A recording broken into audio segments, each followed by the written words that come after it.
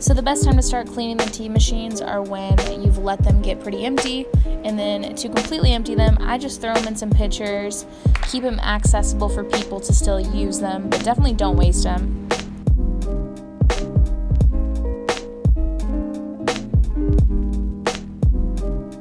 So it's going to be much easier to put this bad boy back together later if you're paying attention to how it feels to take it apart. So this little guy right here is really easy to dismantle. All you have to do is turn it counterclockwise and you'll feel it unhook. And now everything else is officially easy to take apart. All you do is take these little face plates off, the plastic ones. Super easy, you just grab them. It's kind of hard to reach everything. I like to either sit on a stool or pull them a little closer toward me. That way it's not impossible. And then to take the pitchers off themselves, you literally just wiggle them and they come right out now that they're not locked in by anything. Don't forget to grab the seals. Those fall off. And then also this little black part and the little silver part need to come out and be washed really well. Okay, so now you have this nice puddle of tea sitting on top of your machines, and what I do is I take a rag and I just use that to sop it all up. I wring it out in a tea pitcher because there's no drain near you at this point, and it's just a little easier to do it that way. But everyone has their own method.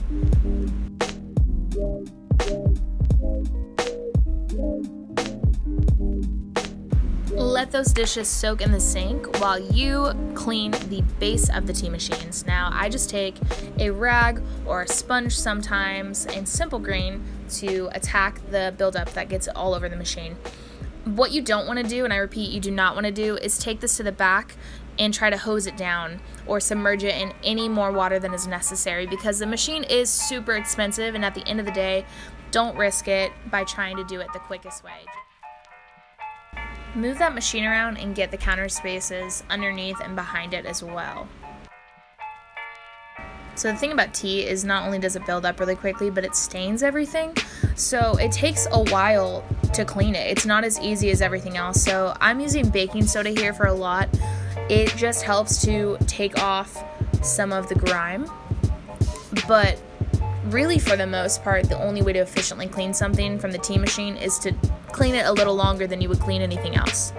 Sometimes you're pressed for time, I totally get that, but the main thing is to do this every night so that the buildup isn't so excessive that it takes you hours to scrub it off. But if you have the time to go in there and to detail it, take it. Like, put some excellence in it, do it with love, take care of these machines. The pitchers are the hardest part to clean, in my opinion, just because they're very bulky. Especially in our tiny triple sink, there's not a lot of room, but it's very possible. So I just take hot water, soap on the parts that are really hard to scrub off. Sometimes I'll use vinegar and baking soda. Again, chemistry. It helps take it all off and take away all those stains. What's up? Okay, so basically this rubber seal is your next challenge, and you put it back on the machine. It goes right over that. I'm pretty sure, yep, I did it off camera. Okay, woo, look at that, it's on.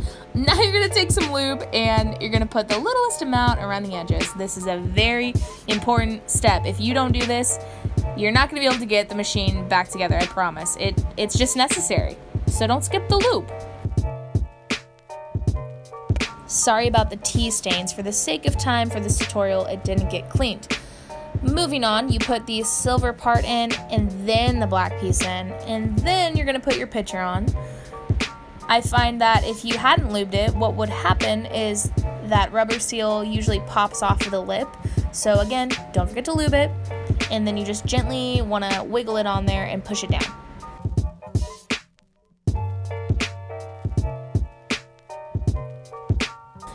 This next part is for sure the trickiest part, so if it doesn't work the first time, you're not alone. Basically, what you need to have is enough of that metal rod sticking out to where you can easily put that latch back onto it, but sometimes if your container isn't completely pressed down as far as it can into the machine, it's not possible. So you'll see right here that I just wiggle it and move it down a little bit more. There we go. And now there's more metal rods sticking up, so I can actually put that device on it.